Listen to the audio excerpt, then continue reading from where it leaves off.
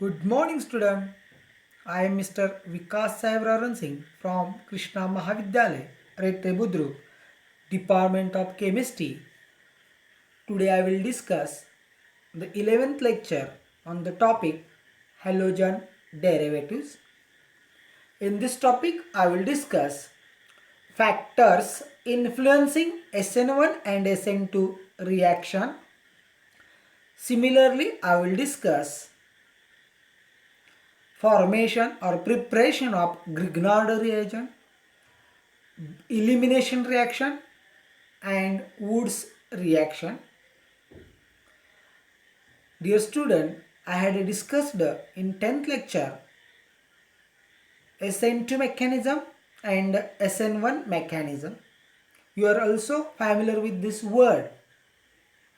Today I will discuss factors influencing SN1 and SN2 reactions. In this point, I will discuss three factors influencing SN1 and SN2 reactions. पहिला factor आहे आपला तो म्हणजे nature of substrate. आता याच्यामध्ये आपण comparison करतोय SN2 reaction आणि SN1 reaction. Primary alkyl halide, secondary alkyl halide आणि टर्शरी अल्किल हॅलाइड मध्ये फेवरेबल, मोस्ट फेवरेबल कुठल्या ठिकाणी आहे हे आपण इथं बघतोय. मग आता SN2 रिॲक्शन आपल्याला माहीत आहे. ह्या SN2 रिॲक्शन मेकॅनिझममध्ये ओनली वन ट्रान्झिशन स्टेट आहे. ह्या ट्रान्झिशन स्टेटमध्ये पेंटा कोऑर्डिनेट बॉन्ड आपण बघितलेत. 5 बॉन्ड कार्बनला तयार होताना बघितलेत. कसे तयार होत आहेत तर OH CBr HHH 3 हायड्रोजनचे 3 bond, CBr bond, COH bond असे 5 बॉन्ड आपल्याला इथं बघायला मिळतात. ती असते आपली ट्रान्झिशन स्टेट. यामध्ये काय होते, same side attack of nucleophile from the living group. Br आणि OH सेम साइडनं अटॅक करत नाहीत, रिॲक्शन पॉसिबल नाही. हाच न्यूक्लियोफाइल जस्ट बॅक साईडनं अटॅक करेल लिव्हिंग ग्रुपच्या, त्याच वेळी रिॲक्शन आपली पॉसिबल आहे. आणि ज्या वेळेस हा OH CBr आणि OH COH हे ॲक्सिस तयार करतोय आणि HHH हे 3 पहिले हायड्रोजनचे बॉन्ड आणि हे नवीन 2 बॉन्ड म्हणजे एक CBrचा जुना आणि एक COHचा असे 5 बॉन्ड तयार होतात. त्यामुळे तिथं क्राउडिंग होते आणि as a result SN2 mechanism is favoured in primary halide. कारण ट्रान्झिशन स्टेट झाल्याशिवाय, तयार झाल्याशिवाय ती ब्रेक होत नाही आणि ब्रेक झाल्याशिवाय प्रॉडक्ट आपला तयार होत नाही. आणि हे कधी होणार आहे, 5 बॉन्ड तयार होत आहेत म्हणजे पेंटा कोऑर्डिनेट बॉन्ड तयार होते आणि क्राउडिंग होते आणि म्हणून SN2 reaction mechanism is favoured in primary halide and list favoured in tertiary halide. आता याच्या अपोजिट जर आपण गेलो तर SN1 मध्ये काय होते, SN1 मध्ये कार्बोकॅटायन इंटरमिडिएट तयार होते. त्यामुळे तिथं नो स्टेरिक क्राउडिंग आहे. त्यामुळे सेम साइड अटॅक करा, बॅक साइड अटॅक करा, 50% inversion, 50% retention of the configuration आपल्याला बघायला मिळते. आणि त्यामुळं SN1 mechanism is most favoured in tertiary alkyl halide and list favoured in primary alkyl halide. Similarly carbocation जर आपण बघितला तो स्टॅबिलाइज होतोय. कशाने स्टॅबिलाइज होतोय तर 2 इफेक्टनं तो स्टॅबिलाइज केला जातोय. एक म्हणजे इंडक्टिव्ह इफेक्ट, त्यामधला पॉझिटिव्ह इंडक्टिव्ह इफेक्टमुळे तो स्टॅबिलाइज होते. कोण, कार्बोकॅटायन. आणि दुसरा इफेक्ट आहे तो म्हणजे हायपर कॉन्ज्युगेशन इफेक्ट. आणि या हायपर कॉन्ज्युगेशन इफेक्टनं आणि इंडक्टिव्ह इफेक्ट की जो पॉझिटिव्ह आहे, यामुळं जो कार्बोकॅटायन तयार झालेला होता, जो इंटरमिडिएट आपण म्हणतोय, तो स्टॅबिलाइज होतोय. आणि त्यामुळं SN1 रिॲक्शन मोस्ट फेवर्ड दाखवतात. कशाच्या बाबतीत तर टर्शरी अल्किल हलाइडच्या बाबतीमध्ये. आणि SN2 रिॲक्शन ह्या मोस्ट फेवर्ड दाखवत आहेत कशाच्या बाबतीत तर प्रायमरी अल्किल हलाइडच्या बाबतीमध्ये. इथं आपण बघितलं तर लक्षात येईल बघा, CH3X SN1 रिॲक्शन रेट वाढतोय. कसा वाढतोय, प्रायमरी नंतर सेकंडरी, सेकंडरीपेक्षा जास्त कशाचा टर्शरी, म्हणजे टर्शरीचा रेट काय होतो इथं वाढतोय आणि त्यामुळं SN1 रिॲक्शन मेकॅनिझम हे टर्शरीसाठी मोस्ट फेवर्ड आहे. आता SN2 बघितलं तर काय आहे, टर्शरी नंतर सेकंडरी आणि नंतर प्रायमरी, म्हणजे इथं SN2 मध्ये प्रायमरीचा रेट कसा आहे आपला जास्त आहे आणि त्यामुळं SN2 रिॲक्शन ह्या फेवर्ड आहेत कशासाठी, प्रायमरी अल्किल हलाइडच्या बाबतीमध्ये. आणि SN1 रिॲक्शन ह्या फेवर्ड आहेत कशाच्या बाबतीत, टर्शरी अल्किल हलाइडच्या बाबतीत. असा हा पहिला फॅक्टर जो इन्फ्लुएन्सिंग आहे on SN1 and SN2 reaction. Second factor आपण बघणार आहे तो म्हणजे न्यूक्लियोफिलिसिटी ऑफ द रिएजंट. आता न्यूक्लियोफाइल म्हणजे सगळ्यांना माहित आहे, species that uses its electron pair to form a bond with carbon, त्याला आपण न्यूक्लियोफाइल म्हणतो. Similarly nucleophile character of any species is expressed in its electron releasing tendency, which can be correlated to its strength. म्हणजे कशाची strength आहे, Lewis बेसची, म्हणजे correlation आहे. कशाशी कोरिलेशन आहे तर strength as a Lewis base म्हणजेच इलेक्ट्रॉन रिलीजिंग टेंडन्सी. आणि मोस्ट पॉवरफुल न्यूक्लियोफाइल जो आहे that attacks the substrate faster and favour SN mechanism. आणि यामुळं हा सेकंड फॅक्टर इन्फ्लुएन्स करते on reaction mechanism, that is SN1 SN2. आणि लास्ट फॅक्टर आहे तो म्हणजे आपला सॉल्वंट पोलॅरिटी. आता सॉल्वंट पोलॅरिटीमध्ये काय आहे, polar solvent, non polar solvent. Dear student, you are familiar with the word polar and non polar. इथं लक्षात ठेवायचं आहे SN1 reaction proceeds more rapidly in polar protic solvent than in aprotic solvent. Polar protic solvent काय करतोय मग, decrease करते. काय decrease करते तर SN2 रिॲक्शनचा रेट हा कमी करतो. म्हणजेच SN1 रिॲक्शनचा रेट ऑटोमॅटिकली काय होणार आहे, इथं वाढणार आहे, बरोबर ना.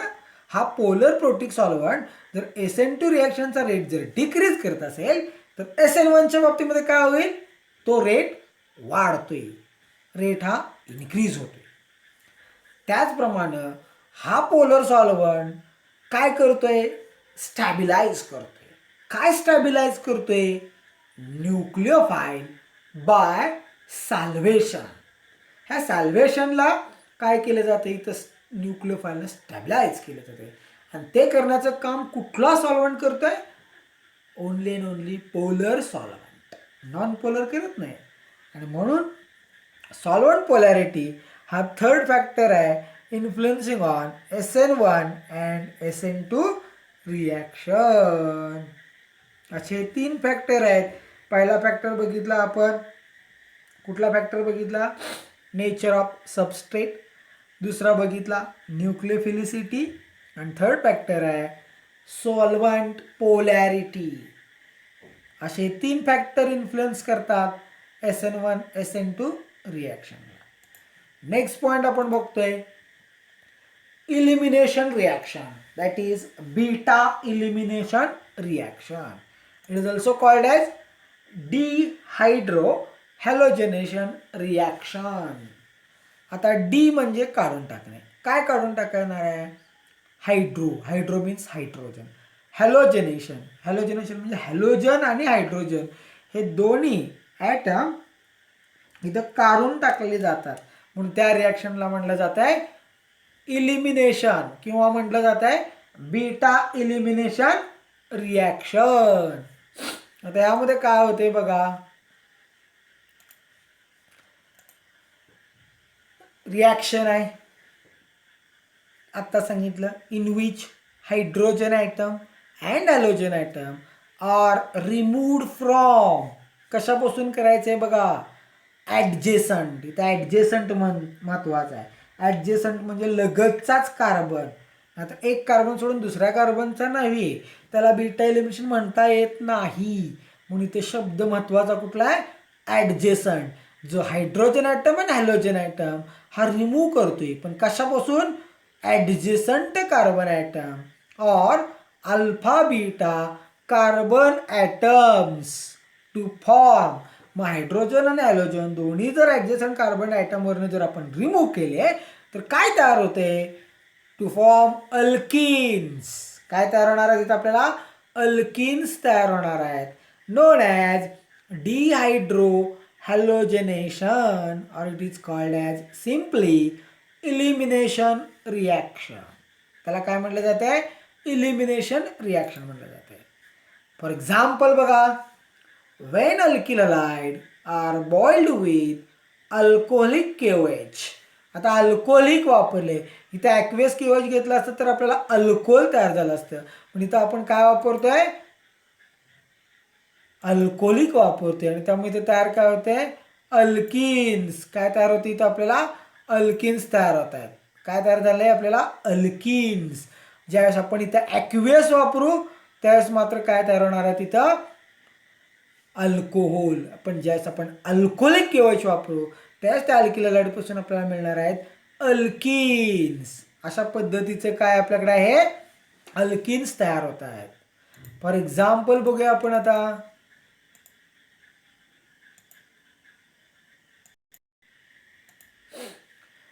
General reaction, types of RX म्हणजे दोन अल्किल हॅलाइडचे मॉलिक्युल्स घेतात. अल्कोहोलिक KOH आहे इथं, gives R double bond R plus KBr.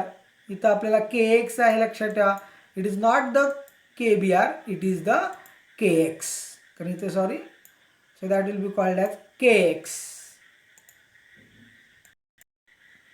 Plus H2O. Example, when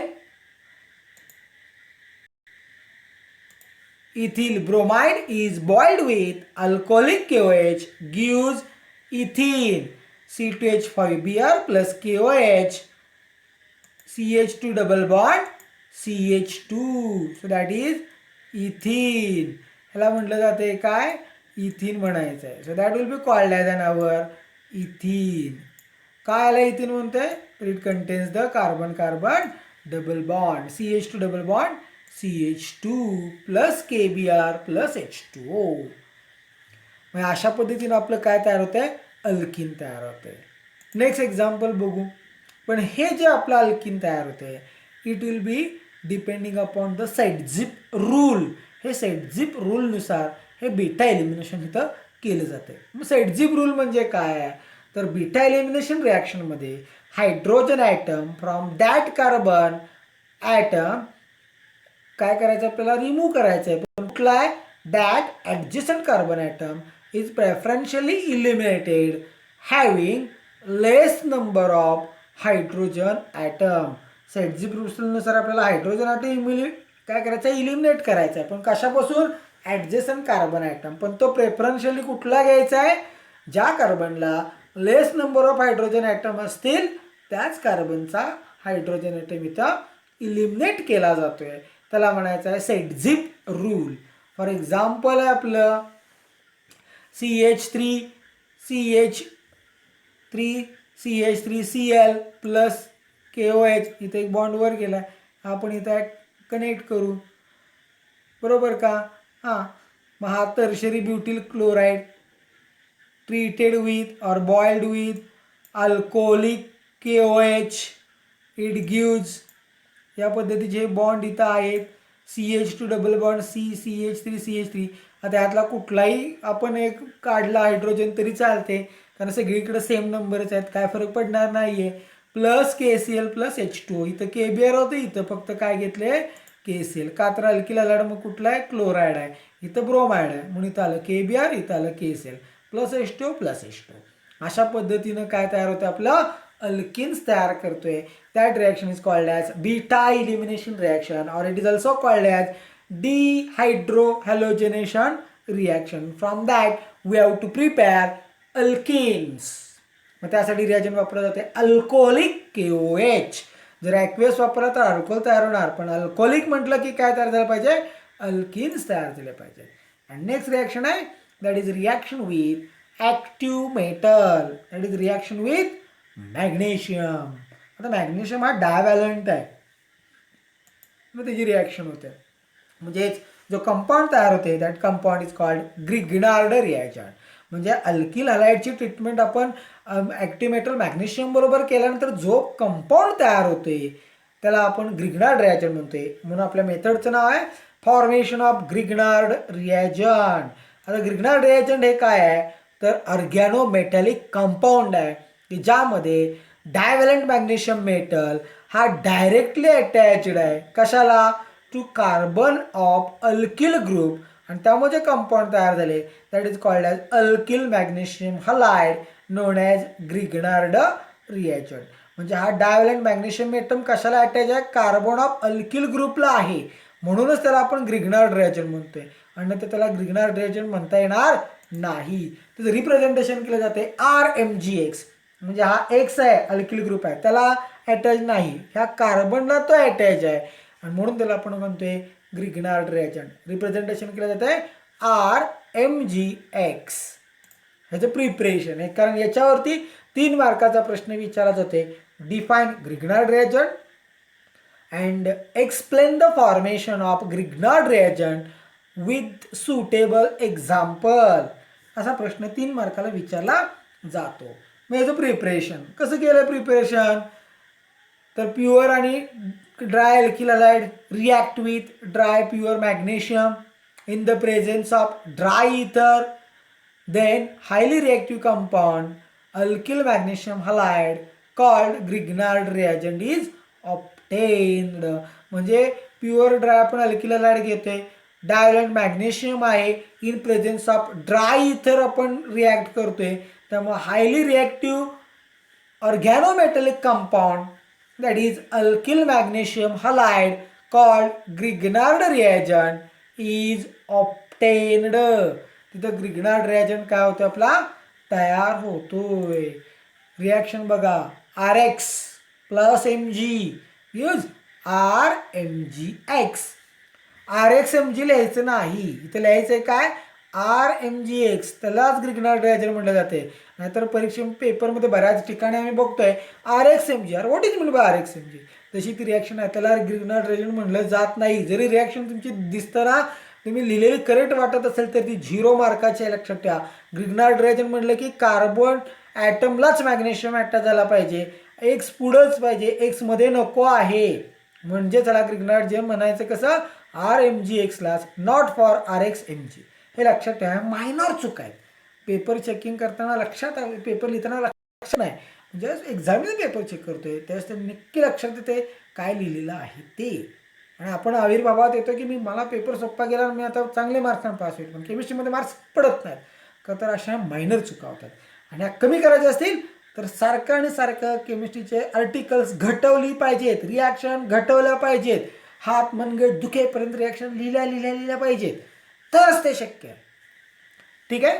example बघा, when ethyl iodide is treated with magnesium in presence of dry ether it gives ethyl magnesium iodide. C2H5i plus Mg gives C2H5MgI. आता या ठिकाणी dry इथर इथं लिहिलं पाहिजे किंवा एकतर इथं लिहिलं पाहिजे, दोन्ही ठिकाणी लिहिलं चालेल, गुड, किंवा एका तरी ठिकाणी लिहा, हेडिंगमध्ये लिहा किंवा बाणावरती लिहा, दोन्हीपैकी एक ठिकाणी तो रिएजंट असलाच पाहिजे, तरच आपली रिॲक्शन होणार आणि तरच कंपाऊंड तयार होईल. आणि मग त्याला म्हणायचं आहे Grignard reagent, that is C2H5MgI, ethyl magnesium iodide. अशा पद्धतीनं ग्रिग्नार्ड रिएजंट प्रिपेअर केला जातो. आणि लास्ट पॉईंट आहे आजच्या लेक्चरचा आपला, तो म्हणजे वुड्स रिॲक्शन. आता वुड्स रिॲक्शनमध्ये काय आहे, बीटा एलिमिनेशनमध्ये आपण अल्किन तयार केला, तर वुड्स रिॲक्शनमध्ये काय तयार करणार आहे, अल्केन तयार होणार आहे. काय तयार होणार आहे, अल्केन्स. रिॲक्शन कशी होते बघा, अल्किल हॅलाइड पहिल्यांदा डिझॉल्व करतोय कशामध्ये, ड्राय इथर, आणि त्यानंतर आपण ट्रीट करतोय विथ मेटल लाईक सोडियम वापरा और zinc and alkane containing even number of carbon atom is obtained. मॉड नंबर ऑफ कार्बनचे होणार नाहीत का, हा प्रश्न मुळात आलाच पाहिजे. होतो, पण त्यासाठी दोन अल्किल हॅलाइड जे आपण वापरणार ते वेगवेगळे वापरले पाहिजेत, मिक्स्ड वापरले पाहिजेत, तरच ते पॉसिबल आहे. आणि म्हणून आपण वुड्स रिॲक्शनमध्ये काय सांगतोय, अल्किल हॅलाइड डिझॉल्व्ड इन ड्राय इथर then treated with metal like sodium or zinc and alkane containing even number of carbon atom is obtained. For example, choice of Rx plus choice of Na gives RR, दोन R आहेत म्हणून दोन R लिहिलेत, plus choice of NaX, कारण sodium हा monovalent आहे आणि इथे दोन आपण RR लिहिलेत, त्यामुळे आपल्याला इथे काय मिळणार आहे, चॉईस ऑफ NaX. हे झिंकच्या बाबतीमध्ये उलट आहे, choice of Rx plus Zn in place of dry तर गिव्स RR प्लस ZnX2, कारण झिंक हा डायव्हॅलेंट आहे म्हणून इथे X2 लिहिलं आहे. म्हणून झिंकचा ॲटम किती मेटल वापरला इथे एकच, इथं सोडियमचा अणू किती वापरले दोन, हे लक्षात ठेवा. Example, Wien methyl bromide is treated with sodium metal in dry ether it gives ethane. बघा, choice of CH3Br plus choice of Na CH3CH3, दोन CH3 ग्रुप आहेत, इथेन तयार झालं, प्लस चॉईस ऑफ NaBr.